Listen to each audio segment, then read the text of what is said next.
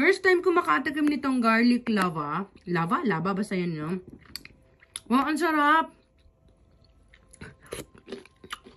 Hey guys, good morning, Ohio. So let's try ang trending na garlic lava, basta kung ano yung tawag nila dyan.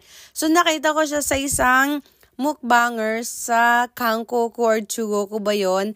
So kulay green, so na-curious ako kung bakit nagiging green siya. So pinanood ko at ayun na nga, tinry ko din na gawin at step by step ko naman siyang ginawa. Then, ayun na nga, feeling ko nakuha ko naman siya kasi nga pinanood ko talaga siya mabuti. Actually guys, hindi talaga ako kumakain ng garlic kasi nga ang baho talaga niya sa hininga.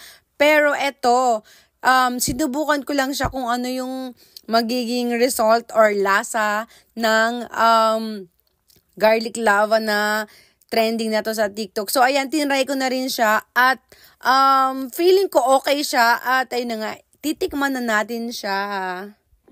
So, after 3 days, eto na siya. Naging green na siya lahat. Kaso dito sa camera, siguro against the light siya. Kaya ganito yung color niya. Pero, green na siya. At, ayun na nga, titikman na rin natin siya. So, nung sabi kasi nila after 24 hours na. Pero, nung chinek ko nung after 24 hours, kalahati pa lang yung green niya. Pero, after 3 days, eto na siya. Super green na siya. At, ayan, titikman na natin siya. Ito na siya. Titikman na natin kung masarap ba siya.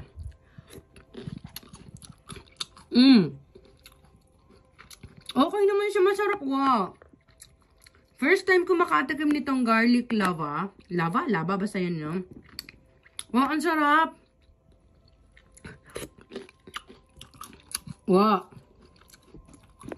Grabe yung sarap. Try nyo na rin siya, guys. Super sarap niya, promise. Grabe ang sarap.